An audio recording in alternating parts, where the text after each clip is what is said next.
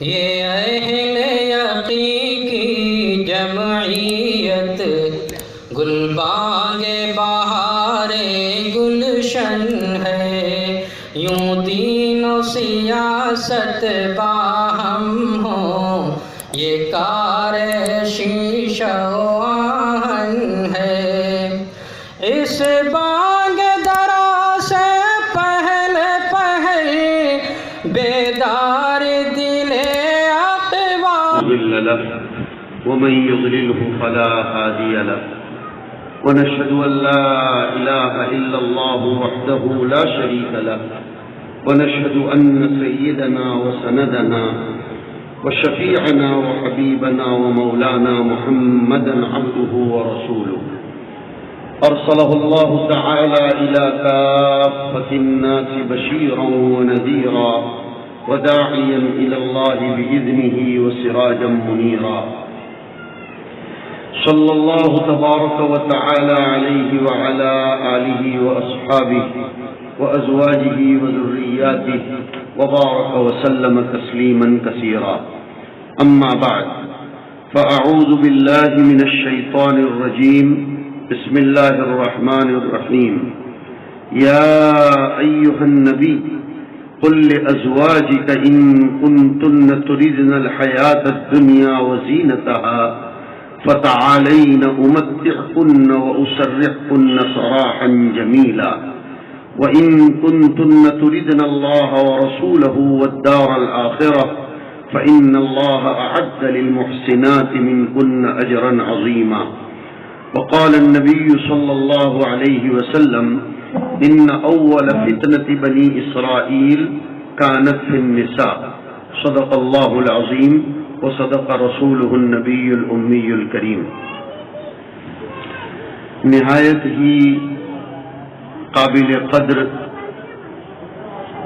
اکرام و اعزاز کے قابل ہماری مائیوں، بہنوں، بیٹیوں،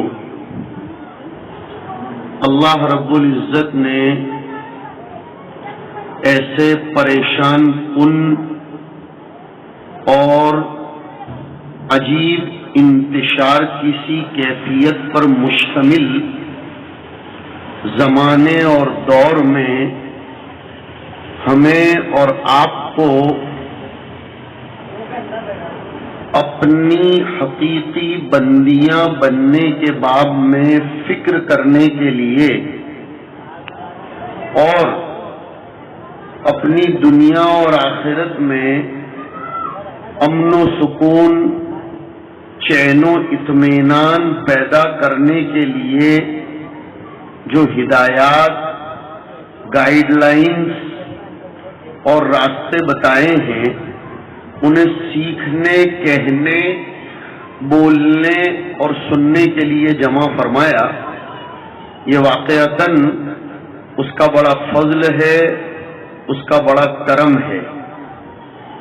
میں اس سلسلے میں سب سے پہلے آپ سبھی مائیوں، بہنوں اور بیٹیوں کو تہہ دل سے مبارکباد پیش کرتا ہوں، آپ کے جذبات کی قدر کرتا ہوں، اور سب سے پہلے میرا پیغام آپ کے نام آج کی مجلس میں یہ ہے کہ آپ خواتین اور مستورات اپنے آپ کو مردوں سے کسی بھی معاملے میں پیچھے نہ سمجھیں۔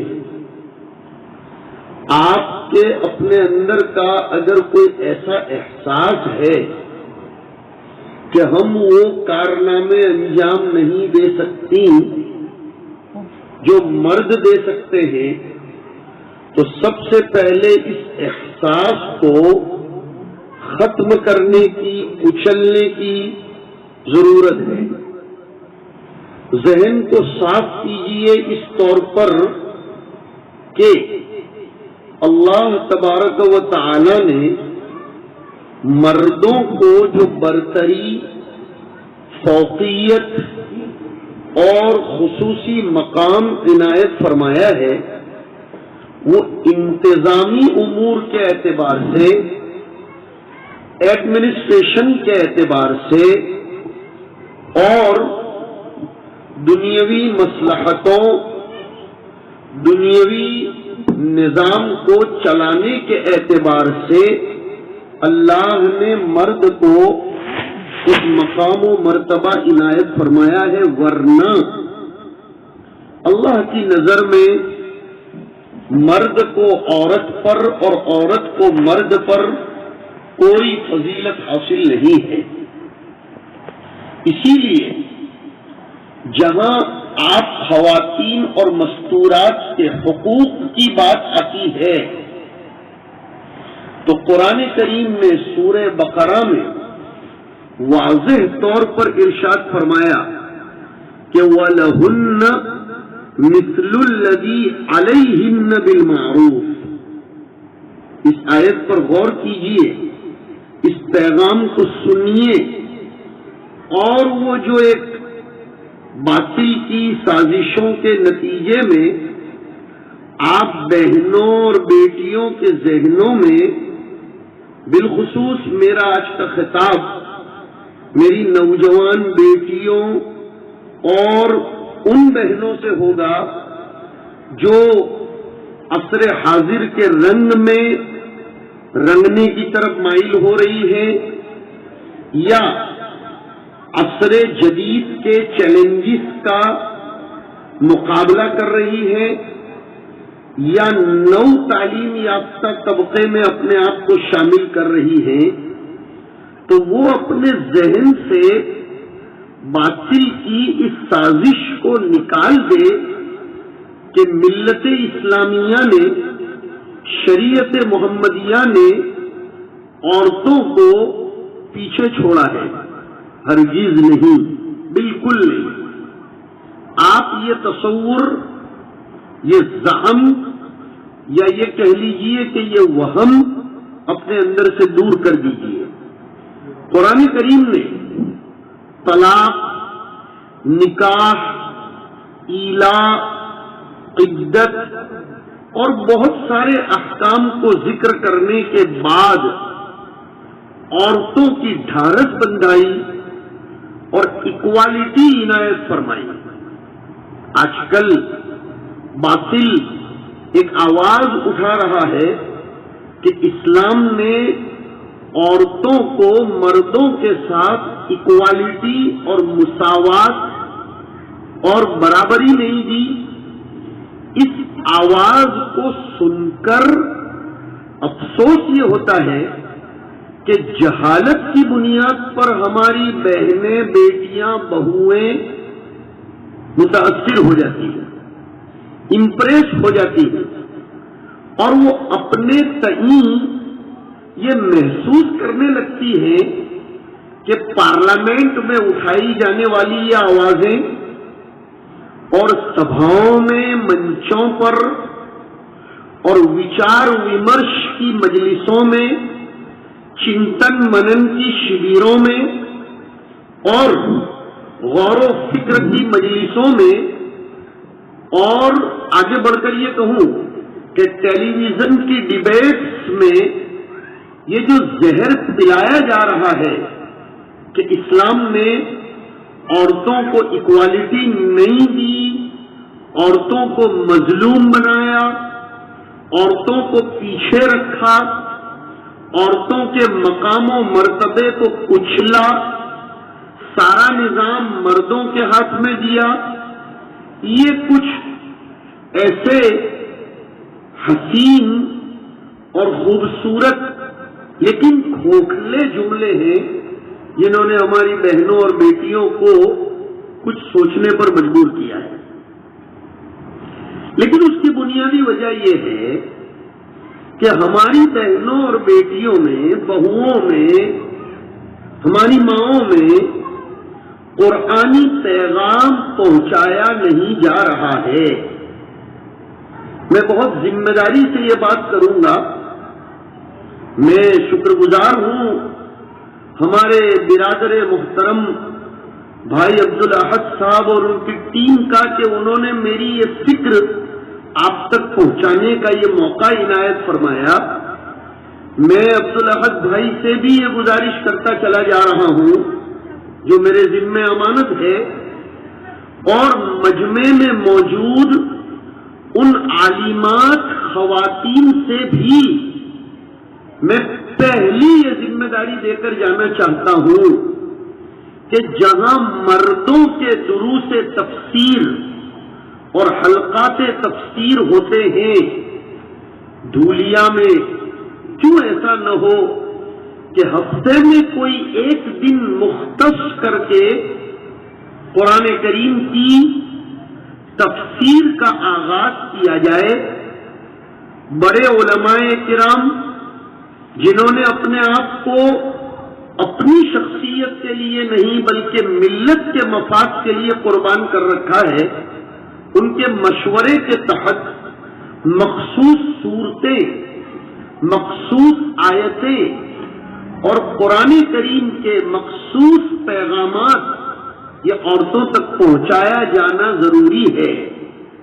میں ابھی 40-45 منٹ میں آپ کو کیا پیغام دے سکتا ہوں، لیکن یہاں ہمارے بھائی بیٹھے ہوئے ہیں عبدالاحد بھائی، میں ان میں فکر کو کئی برسوں سے بھانپ رہا ہوں، مجھے امید ہے کہ وہ اس پر غور کریں گے، اور ہماری جو مستورات اور خواتین جنہوں نے مالیگاؤں سے یا دھولیا کے کسی بنات کے مدرسے سے تعلیم حاصل کی ہے، وہ صرف درس و تدریس کی حد تک اپنے علم کو محدود نہ رکھیں بلکہ میدان میں آئیں، امت کی مومنات کو، امت کی ماؤں بہنوں بیٹیوں کو اللہ کا نظام پہنچائیں، اور ان کے دلوں میں، ان کے ذہنوں میں اور ان کی فکروں میں کالج کی لائن سے اور میڈیا کی لائن سے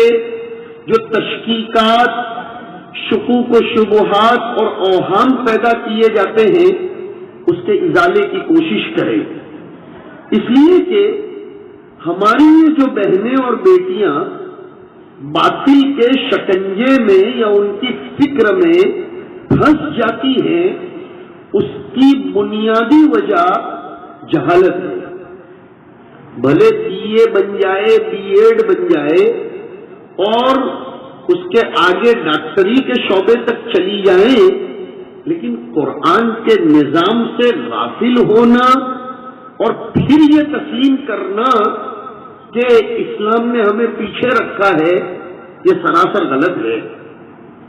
آپ دیکھیے بزرگوں نے لکھا ہے کہ اللہ پاک نے عورت کا یہ گمان غلط ثابت کرنے کے لیے کہ میں ایجوکیشن کے فیلڈ میں، خدمت کے میدان میں، لوگوں کی ذہن سازی کے میدان میں کچھ نہیں کر سکتی، اس بھرم کو، اس وہم کو، اس زعم کو غلط ثابت کرنے کے لیے ہی حضرت عائشہ کا انتخاب حریم نبوت میں لانے کے لیے کیا گیا رضی اللہ تعالی عنہ۔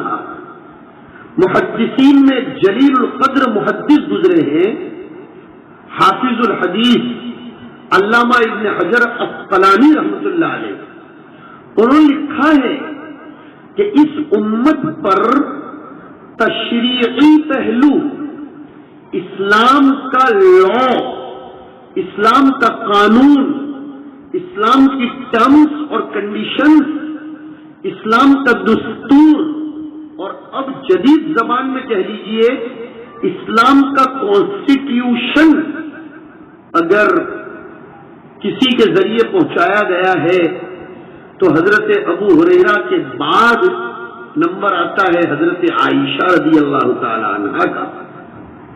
حضرت عائشہ نے 2210 حدیثیں امت کو دی ہیں۔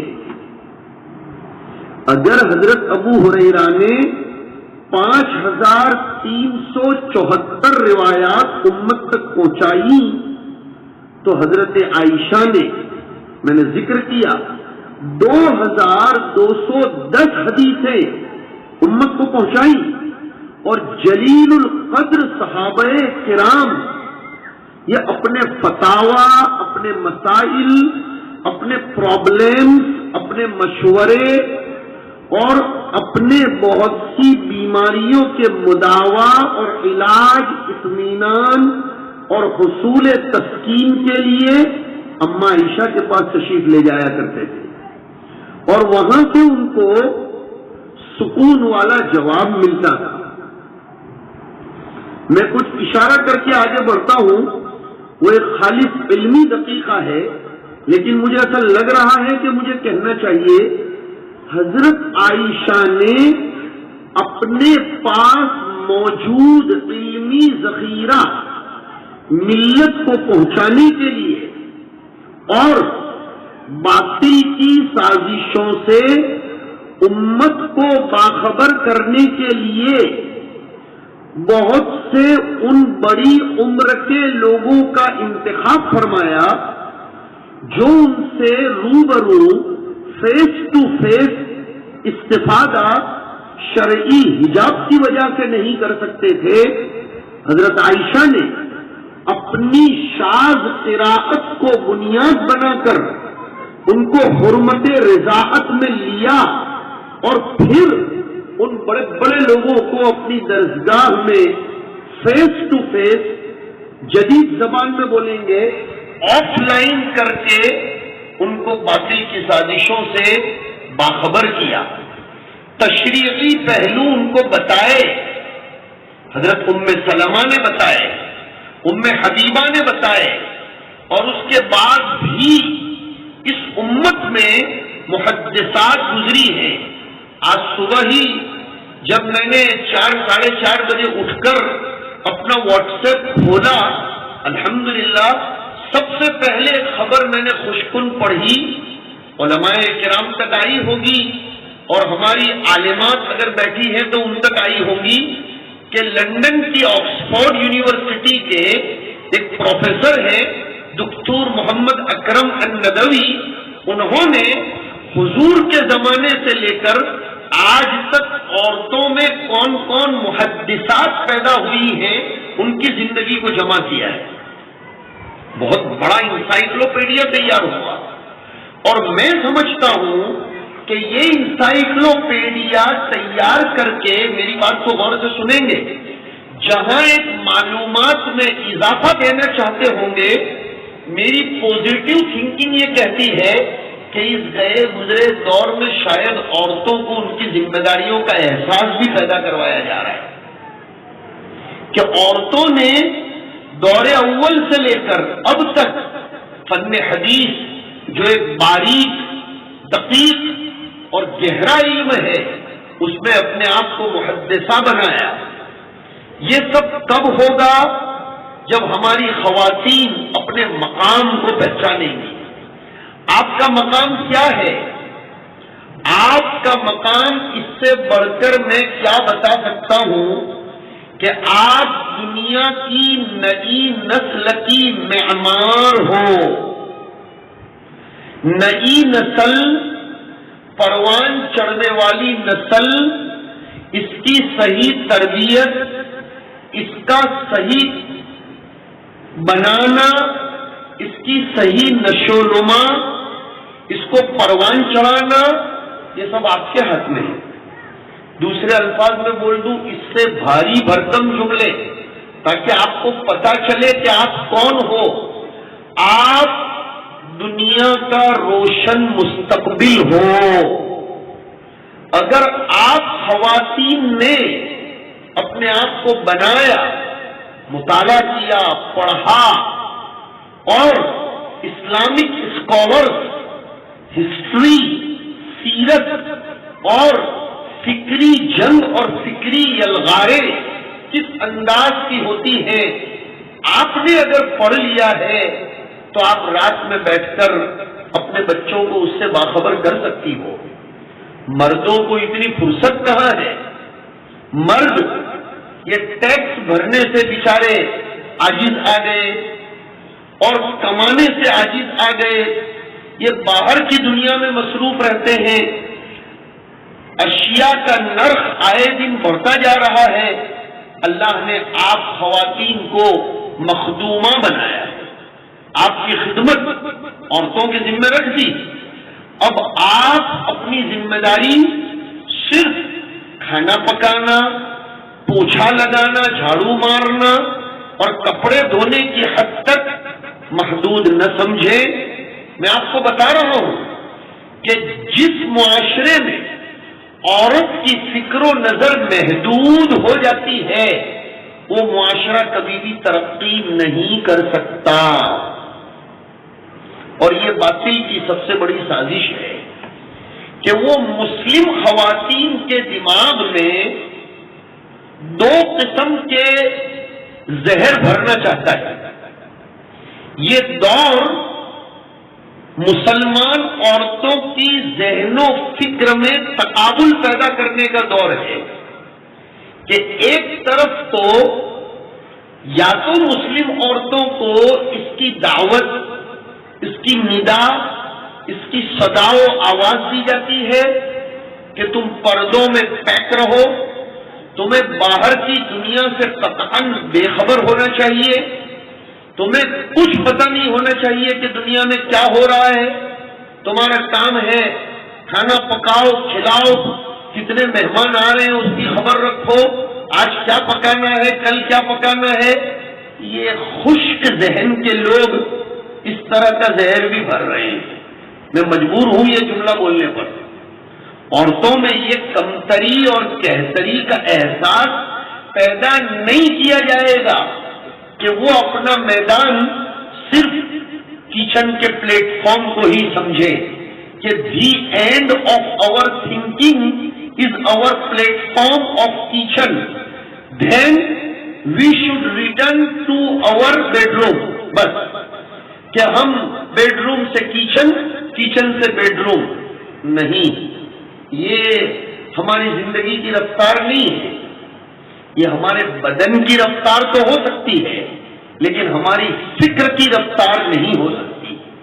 حضور پاک علیہ الصلوۃ والسلام اپنی ازواج مطہرات کو دنیا میں چلنے والی اسکیموں سے تو کیا بلکہ دنیا میں خوشیاں منانے کا عرف کیا ہے، طریقہ کیا ہے، اس سے بھی باخبر رکھتے تھے۔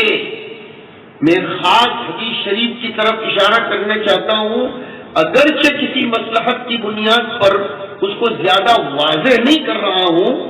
حضرت نبی اکرم صلی اللہ علیہ وسلم نے اما عائشہ کو باقاعدہ گھر کی کھڑکی کے پاس کھڑے رہ کر بلایا اور فرمایا، عائشہ میرے مونڈھے پر اپنا سر رکھو اور یہ حبشی اپنی خوشیاں کس طرح مناتے ہیں اس کو دیکھو۔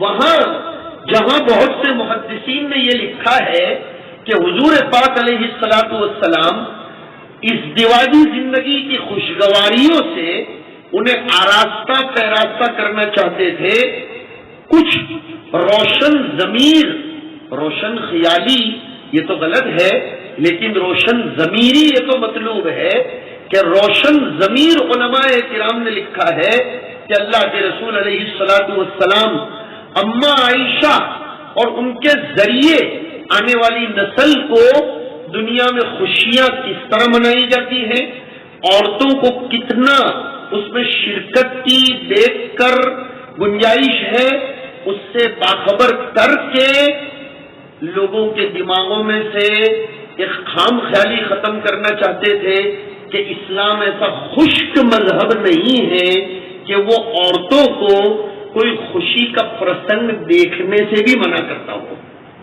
یہ بہت زبردست بات ہے، لیکن مصیبت یہ ہے، میرے ذمے جو موضوع لگایا گیا ہے کہ باطل کی سازشیں، سب سے بڑی سازش آپ خواتین کے ساتھ، آپ مستورات کے ساتھ یہی لگائی گئی ہے اور یہی سازش رچی جا رہی ہے کہ آپ کے دماغ میں یہ دھسایا جائے کہ اسلام نیرو مائنڈیڈ ریلیجین ہے۔ یہ بہت غلط ہے۔ اسلام بہت وسعت چاہتا ہے، وسعت پیدا کرتا ہے۔ وہ اپنے دامن میں، اپنے جلوں میں جتنی جگہ رکھتا ہے اتنا دنیا کے کسی مذہب میں آپ کو نہیں ملے گا۔ تو میں عرض کر رہا تھا کہ اس وقت دنیا میں ایک نظریہ تو یہ کام کر رہا ہے کہ عورت کی سوچ و فکر ذرہ برابر کچن کے باہر نہیں جانی چاہیے، یہ بھی غلط ہے۔ ایک نظریہ آگے بڑھا تو اتنا بڑھ گیا کہ اب یہ کہا جانے لگا کہ مرد کو آرام کرنے دو اور اس کو پیسہ کمانے کا، سیاست چلانے کا اور ججمنٹ کا اور دیگر بہت سی چیزوں کا اختیار دے دو۔ کیا اللہ نے آپ کا مقام یہ بنایا ہے کہ آپ کے ذریعے کمائی کی جائے، آپ کے ذریعے پیسہ بنایا جائے، اور آپ کو اسلام نے اتنا سستا کر دیا ہے کہ لکس جیسے 5-8 روپے کے صابن کے ایڈورٹائز کے لیے آپ کے قیمتی بال کو، آپ کے ان بالوں کو جن بالوں کی تسبیح فرشتے پڑھتے ہیں، آپ کا مقام تو پہچانو کہ آپ کی چوٹیوں کے اوپر فرشتے اللہ کی پاکیزگی بیان کرتے ہیں۔ سبحان من زین الرجال باللحى وزین النساء بالزوائب۔ کبھی سوچا آپ نے کہ آپ کے لیے کیا ہے؟ فرماتے ہیں فرشتے تسبیح پڑھتے ہیں کہ پاک ہے وہ ذات جس نے مردوں کو داڑھی کے ذریعے اور عورتوں کو چوٹیوں کے ذریعے زینت بخشی۔ آپ کی اس خوبصورتی اور آپ کی اس چوٹی کے بعد میں اللہ کو یاد کرتے ہیں۔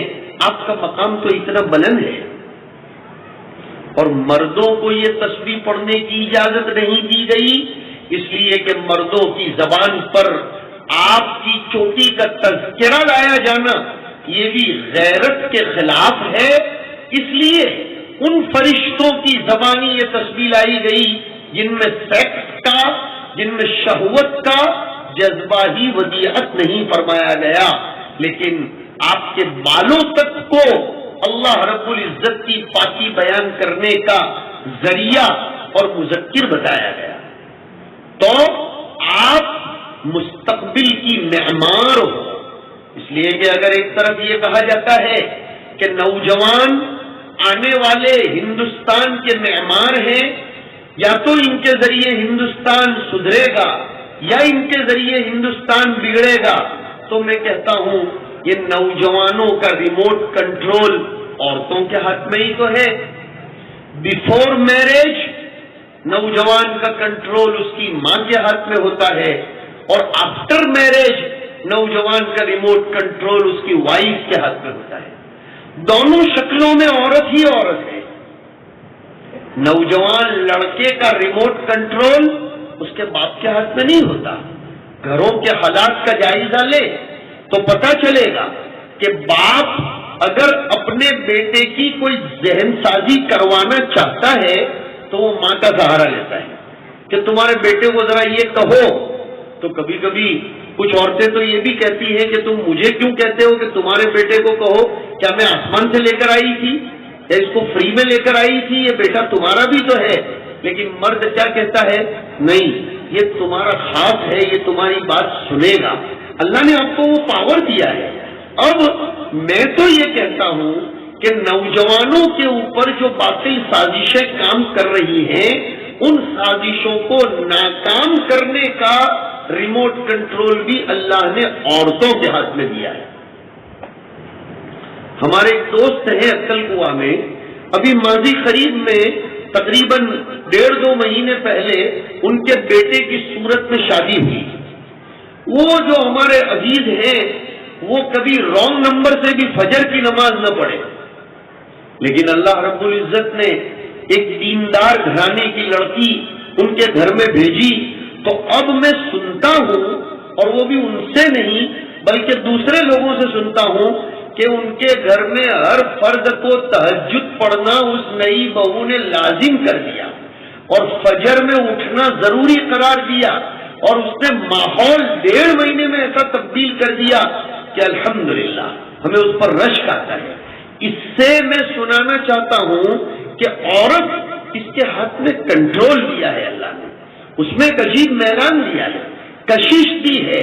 وہ چاہے تو گھر کے پوری فکر کو، گھر کی پوری نظر کو تبدیل کر سکتی ہے. اور اللہ تعالیٰ نے فرمایا ہے الطیبات للطیبین، وہاں مفسرین نے یہ بھی لکھا کہ حالیہ طیبین کے لیے بھی طیبات ہیں، اور اللہ جن کو مستقبل میں طیبین بنانا چاہتے ہیں ان کو طیبات عنایت فرما دیتے ہیں. اللہ جن مردوں کی تقدیر کو پلٹنا چاہتے ہیں اور ان کو ایمان و اسلام کی مضبوطی عنایت فرمانا چاہتے ہیں تو ان کو پھر طیب ماؤں کی گود میں جنم دیتے ہیں، یا طیب عورتیں، پاکیزہ خیال عورتیں ان کو نصیب فرماتے ہیں. تو مغرب نے، یورپ نے، ہمارے بھارت نے اس کو سمجھا ہے. اب میں اپنے مطلب پر اب آ رہا ہوں. وہ مغرب اور یہ پورا یورپ اور پورا بھارت جو اس وقت اسرائیل کی فکر میں ہی کام کر رہا ہے، یہ جملہ میں بہت ڈیرنگ کے ساتھ بول رہا ہوں کہ اس وقت ہندوستان کی پولیٹکس، ہندوستان کی اکانومی اور ہندوستان کی پوری سوچ اور وچار یہ امریکہ اور برطانیہ اور فرانس کے قبضے میں نہیں ہے، یہ ٹوٹل اسرائیل کے انڈر کنٹرول ہے. اور قرآن کریم نے اس سے بہت پہلے باخبر کیا تھا. دنیا میں شرک کا مرکز جتنا ہندوستان ہے اتنا دنیا کی کوئی کنٹری نہیں ہے. دنیا میں جتنے بتوں کی پوجا بھارت میں کی جاتی ہے اتنے بتوں کی پوجا جاپان میں اور چائنا میں بھی نہیں کی جاتی. وہاں بدھسٹ لوگ تو ہیں لیکن ہر شجر کو، حجر کو، مدر کو، بشر کو پوجنے والے نہیں ہیں. یہ ہمارے بھارت میں ہیں. تو ایسے مشرکین کے ساتھ یہود کو قرآن نے جوڑا ہے. بہت فکری بات کر رہا ہوں. قرآن کریم نے چھٹے پارے کی آخری آیت میں بہت زبردست خطاب کیا، لَتَجِدَنَّ أَشَدَّ النَّاسِ عَدَاوَةً لِلَّذِينَ آمَنُوا الْيَهُودَ وَالَّذِينَ أَشْرَكُوا. تو اس وقت بھارت کی فکر پر، اس کی نظر پر اور اس کی تھنکنگ ٹینک میں پانی یہ اسرائیل سے سپلائی ہو رہا ہے. اور اسی لیے میں نے ایک حدیث کا انتخاب کیا تھا. حضور پاک علیہ الصلوۃ والسلام فرماتے ہیں کہ بنی اسرائیل یعنی یہود، سنو میری بات کو غور سے سنو، کہ بنی اسرائیل یعنی یہود یہ اگر کسی چیز کو جال میں پھنسانا چاہتے ہیں، کسی کو اپنی کمند میں اور اپنی نیٹ میں لانا چاہتے ہیں تو سب سے پہلے وہ عورتوں کو استعمال کرتے ہیں. ان اول فطرت بنی اسرائیل کانت فی النساء.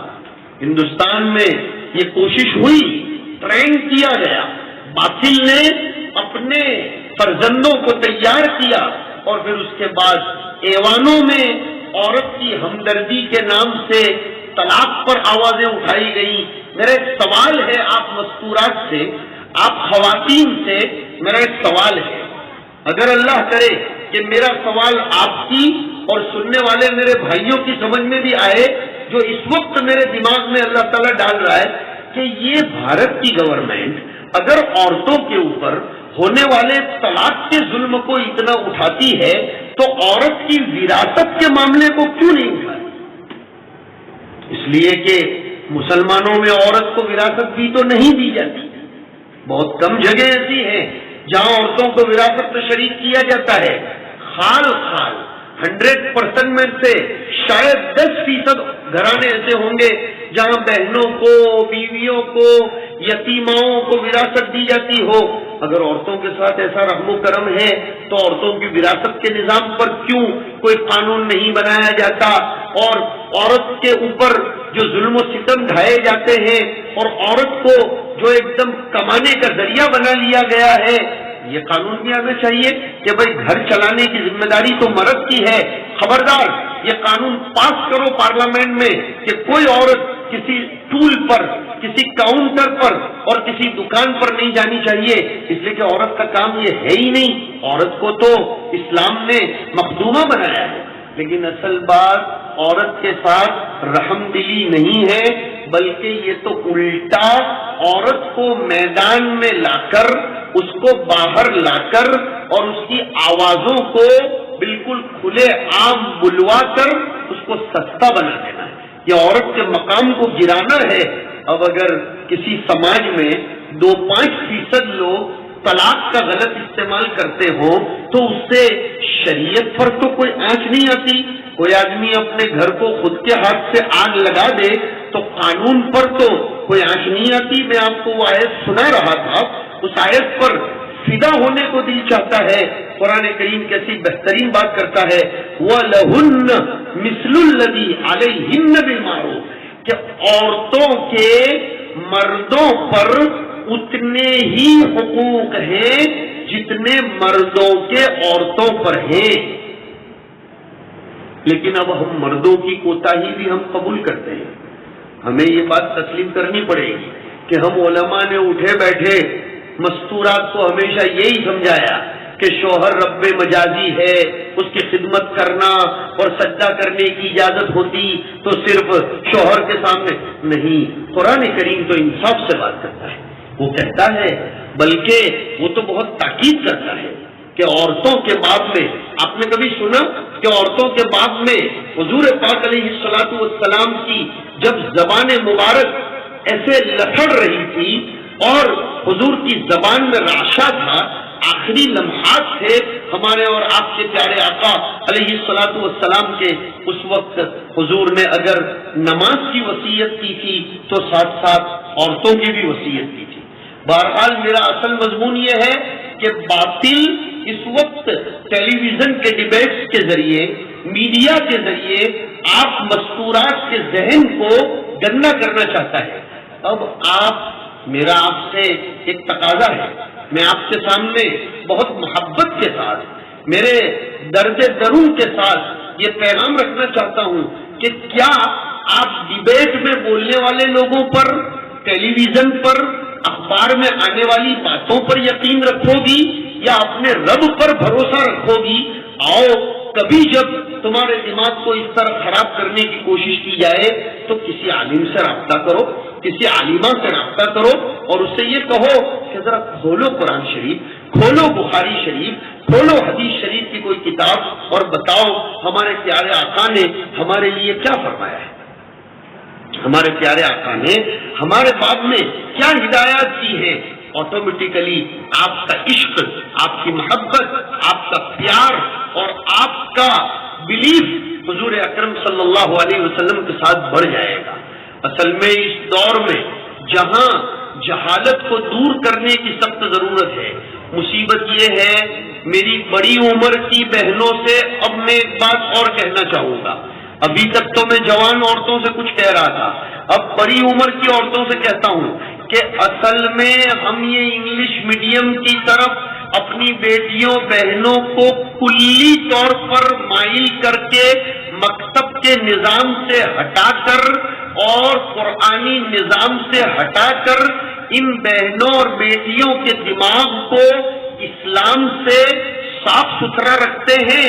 اب ظاہر سی بات ہے, جو سلیٹ اور جو کاپی اور جو بیاض, آپ لوگ اس کو بیاض کہتے ہو, نوٹ بک, جو جتنی کوری اور جتنی پلین ہوگی اس پر کوئی دوسرا اتنا ہی لکھے گا. ضرور بھیجیے, آپ انگلش میڈیم میں بھیجیے, اپنی بچیوں کو پڑھاؤ, مجھے اس سے کوئی انکار نہیں, لیکن پہلی آواز اور پہلے نقوش جو ہماری بیٹیوں کے ذہنوں پر سبق ہونے چاہیے وہ اللہ اور اس کے رسول کی محبت کے سبق ہونے چاہیے, وہ اسلامی عقیدے کی مضبوطی کے سبق ہونے چاہیے. ہوتا کیا ہے, بہت دھیان سے میری بات سنو, ہوتا یہ ہے کہ عورتوں پر ایمان و یقین کی محنت نہیں ہوتی تو عورت کا ذہن توہماتی بن جاتا ہے, عورت کا ذہن وہمی بن جاتا ہے. اب پھر یہ ہوتا ہے, اگر واشنگ مشین ایک مہینے میں دوسری مرتبہ سے تیسری مرتبہ بگڑا تو کسی نے کچھ کروا دیا ہے. انٹرنیشنل لیول پر مندی چل رہی ہے, کچھ ہو گیا یا کوئی ایسی بیماری ہو گئی, چھوڑو بیماری کو, اگر کبھی تیز ہواؤں کے چلنے کے نتیجے میں رات میں کھڑکی کی آواز آئی تو عورت کے دماغ میں یہی چلنے لگتا ہے کہ کسی نے گھر میں جنات بھیج دیا. اب اس سے باطل فائدہ اٹھاتا ہے, یہ بھی باطل کی سازشیں ہیں. باطل کا مطلب یہ نہیں ہے کہ صرف یورپ ہی سپلائی کرتا ہے, بلکہ خود ہم اپنے گھروں سے اس کو سپلائی کرتے ہیں. اور ابھی گزشتہ کل ہی میں اپنے یہاں دورے حدیث شریف کے طلباء سے کہہ رہا تھا، ایک حدیث شریف آئی تھی، بہت عجیب حدیث ہے ابن ماجہ کے حوالے سے، کہ جس گھر کی عورتیں اپنے محرموں کے سامنے بھی بے دوپٹے کے رہتی ہیں، اس گھر میں سے روزی کی برکت اٹھا لی جائے. محرم کے سامنے، غیر محرم کی بات تو بہت دور کی ہے. یعنی گھر میں شوہر کے سامنے بھی اگر آپ، شوہر کے سامنے سر کھولنا جائز ہے، میں منع نہیں کرتا، لیکن وہ ضرورتاً جائز ہے. اور ضرورت جہاں ضرورت ہوگی وہیں، ایسا نہیں ہے کہ شوہر کے سامنے بدن کھولنا جائز ہے تو اب وہی حرکتیں ہوتی رہے، نہیں. تو حدیث شریف میں حضور نے یہ فرمایا. اب روزی کی بے برکتی کے اسباب ہم خود ہی تیار کر رہے. جھوٹ بولنا یہ ہمارے اندر ہے. ہم میں سے ہر آدمی کے گھر میں مائیں اور ہماری بیٹیاں بہنیں جھوٹ بولتی ہیں. ایک حدیث شریف میں آیا، حضور صلی اللہ علیہ وسلم ایک صحابی کے گھر تشریف لے گئے تھے. عجیب حدیث ہے وہ. حضور ایک صحابی کے گھر تشریف لے گئے تھے، بیٹھے ہوئے تھے، ان کا بچہ سامنے کھیل رہا تھا. تو وہ صحابی نے اپنے بچے کو بلایا، بیٹا ادھر آ، میں تجھے کچھ دینا چاہتا ہوں. حضور نے فرمایا واقعتاً تم کچھ دینا چاہتے ہو؟ کہا جی ہاں. کہا کیا دو گے تم اس کو، یا خالی بلانے کے لیے لالچ دیتے ہو؟ حضور صلی اللہ علیہ وسلم نے جب یہ پوچھا تو صحابی نے فرمایا حضور میں اس کو کھجور دوں گا. اپنی زبان میں بولیں گے اس کو میں چاکلیٹ دینا چاہتا ہوں. حضور نے فرمایا اگر تو نے اس کو ایسے ہی بہلانے کے لیے بلایا ہوتا اور کچھ نہ دیا ہوتا تو تیرے اوپر جھوٹ کا گناہ لکھا جاتا. ایسا جھوٹ تو ہم روز بولتی ہیں، ہماری بہنیں بیٹیاں روز جھوٹ بولتی. بیٹا اسکول جا، تیرے ابا کے پاس سائیکل دلا دوں گی. جب ہمارے بس میں نہیں ہے تو ایسے بڑے بڑے وعدے کیوں کرنے؟ علم کی محبت پیدا کرو ان کے دلوں میں کہ وہ بچہ یا بچی اپنے شوق سے مدرسہ، اسکول، ٹیوشن، جو بھی اس کے مستقبل کے بنانے کے لیے لائنیں ہیں اس میں جائے، اس کے سامنے فضیلت سناؤ اور اس کو ایسی خواتین کے واقعات سناؤ، ایسے بچوں کے واقعات سناؤ. ہم میں سے ہر گھر میں صحابیات اور صحابہ کی حکایتیں، صحابیات کے نمونے یہ بیان ہونے چاہیے. بہرحال میں عرض یہ کر رہا ہوں کہ پہلی بات یہ ہے اپنے ذہنوں سے اس بات کو نکال دو کہ آپ کا مقام مردوں سے پیچھے ہے. نہیں، آپ کبھی کبھی مردوں سے بھی آگے بڑھ سکتی ہو. بلکہ آج تو میں یہ کہہ دوں کہ عورتوں کی طاقت و تسلی اور عورتوں کی حوصلہ افزائی سے ہی تو اسلام پروان چڑھا ہے. حضور پاک علیہ السلام جب پہلی مرتبہ وحی لے کر تشریف لائے تھے، حضور خود گھبرا گئے. سردی لگنے لگی تھی، پسینے میں شرابور تھے، دونوں کیفیتیں تھیں، اور حضور فرما رہے تھے مجھ کو کمبل اڑا دو. لیکن حضرت خدیجہ رضی اللہ تعالیٰ عنہ نے ہماری آج کی ماؤں کی طرح نہیں کیا کہ بیٹا تو چلے میں گیا تھا، بیمار ہو گیا، میرے بہت پیارے بیٹے اب کبھی میں تجھ کو نہیں بھیجوں گی. یہ امیر صاحب کا ستیہ ناش ہو نعوذ باللہ، یہ کیسے مولوی صاحب ہیں کہ تجھ کو مدرسے لے گئے اور تیرا یہ کر دیا اور وہ کر دیا، یہ بھی سازشیں ہیں. لیکن حضرت خدیجہ نے کیا فرمایا؟ کوئی فکر کرنے کی بات نہیں ہے، چلو میں تم کو میرے چچازاد بھائی کے پاس لے چلتی ہوں، ورقہ ابن نوفل کے پاس. اور پھر جو کلمات فرمائے تھے حضور کی سیرت کے باب میں، جس سے حضور کو ایک طاقت مل گئی تھی، جس سے حضور کو ایک تسلی مل گئی تھی، اور اللہ تبارک و تعالیٰ نے اس واقعے کو تکوینی نظام کے ذریعے نافذ فرما کر دنیا بھر کی عورتوں کو یہ پیغام دیا. اب کے جملے میرے بڑے قیمتی ہے جو آگے بول رہا ہوں. دنیا بھر کی عورتوں کو یہ پیغام دیا کہ مرد کو عزم میں، ارادے میں، فیصلے میں، عمل میں آہنی بننے کے لیے اگر تیار کر سکتی ہے تو عورتیں تیار کر سکتی ہیں، مرد تیار نہیں کر سکتے.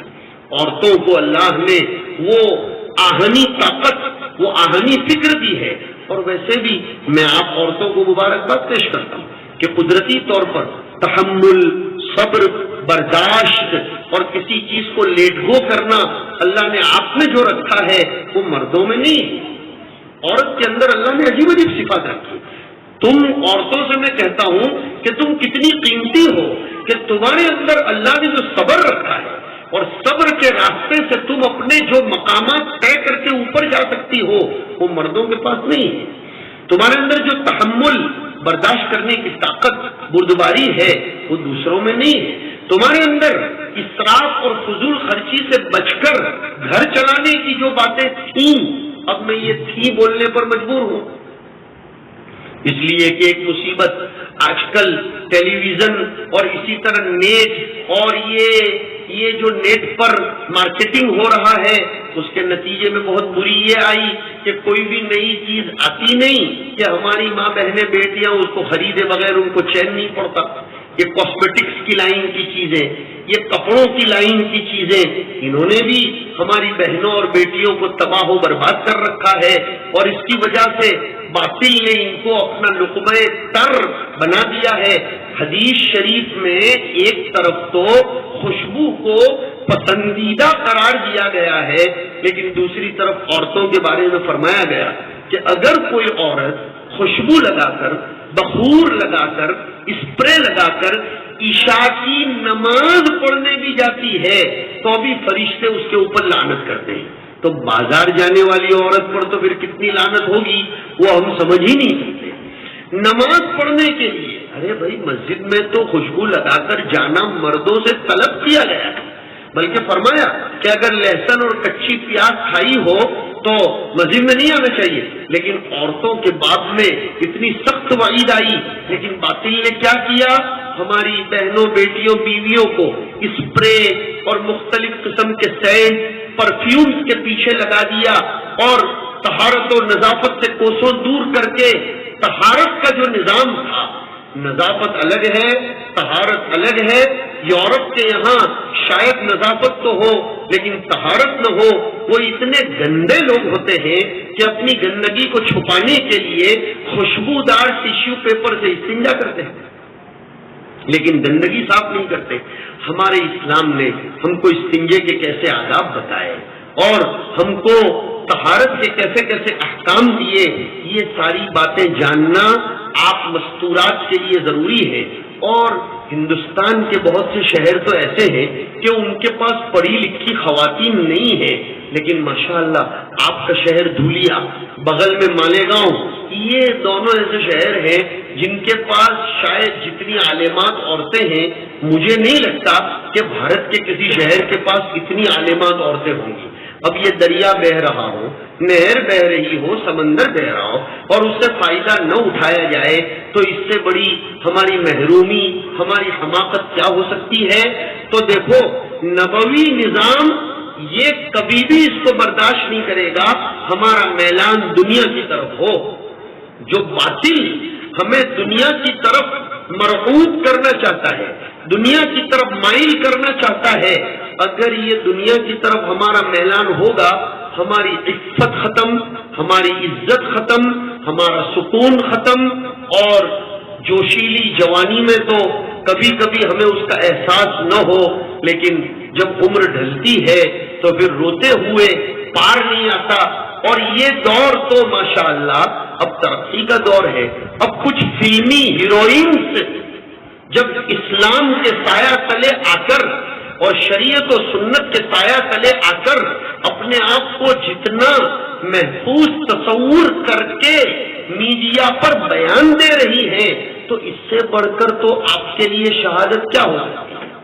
میں سمجھتا ہوں کہ یہ جو ماضی قریب میں ایک فلمی ایکٹر ہماری مسلم بہن نے اپنے آپ کو دین کے آغوش میں آ کر جو مطمئن پایا اور میڈیا کے ذریعے انہوں نے جو اسٹیٹمنٹس دیے، اس سے تو کم از کم سبق لینے کی ضرورت ہے کہ جو سکون اس خاتون کو دنیا بھر کے الگ الگ اسٹیجوں پر نہیں ملا تھا اب وہ دین کے آغوش میں آ کر اس کو مل رہا ہے. وہ خود اس کا بیان دے رہی ہے. یاد رکھو اگر سکون والی زندگی جینا چاہتی ہو تو یہ باطل کی مکاریوں عیاریوں میں آنے کی ضرورت نہیں ہے. قدرتی خوبصورتی جو اللہ نے ہمیں دی ہے، سوچنے کا جو پاور دیا ہے اور نسل کی تعمیر کی جو ذمہ داری دی ہے، یہ آخری جملہ خاص میں دہرا رہا ہوں کہ نسل کی تعمیر کی جو ذمہ داری دادی پر، نانی پر، ماں پر، چچی پر، خالہ پر، ممانی پر ہے، اس لیے کہ خالہ بھی حدیث شریف میں ماں کے درجے میں ہے، دادی ماں کے درجے میں ہے، نانی ماں کے درجے میں۔ میرے خود کی بات سناؤں کہ میں چھوٹا سا تھا، میری دادی نے مجھ کو حضرت موسیٰ علیہ السلام کا پورا واقعہ 3.5-4 سال کی عمر میں سنا دیا تھا، جبکہ میری دادی نے کسی مدرسے میں پڑھا بھی نہیں تھا، بلکہ مجھے تو ایسا لگتا ہے کہ ان کو ڈھنگ سے قرآن شریف ناظرہ پڑھنا بھی نہیں آتا تھا، لیکن ان کی تربیت کے وہ انداز تھے۔ میں چاہتا ہوں کہ اگر ہم اپنی نسل کو محفوظ رکھنا چاہتے ہیں تو اپنے گھروں میں یہی ہماری ذمہ داری بنے گی۔ مضمون میں ساتھ لگایا ہے ہماری ذمہ داریاں، تو ہم گھروں میں تلاوت قرآن کی عادت ڈالیں، اپنے بچوں پر کڑی نگاہ رکھیں، بلکہ ہماری بیٹیوں، بہوؤں اور بہنوں کو برقعے دلانے میں بھی احتیاط برتیں۔ کبھی کبھی برقعے کے نام سے بھی شیطانیت آ جاتی ہے، نت نئے فیشن کے برقعے صورت تک جا جا کر لانا اور پھر اس کو فتنے کی آماج گاہ بنانا اور پھر مردوں کو ذمہ دار ٹھہرانا کہ مرد بگڑ گئے۔ ارے مرد کب بگڑا؟ جب ہماری بہنیں بگڑیں گی۔ حدیث شریف میں صاف فرمایا لعن اللہ الناظر والمنظور الیہ۔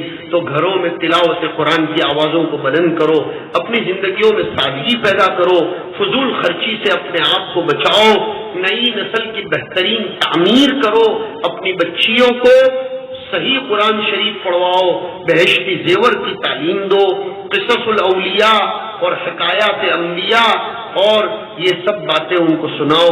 اللہ تعالیٰ ہم لوگوں کو اپنی ذمہ داری کا احساس نصیب فرمائے، باطل کا مقابلہ کرنے کی ہم میں شجاعت، ہم میں وہ بہادری اور ہم میں وہ عزم و حوصلہ اور وہ توفیق نصیب فرمائے۔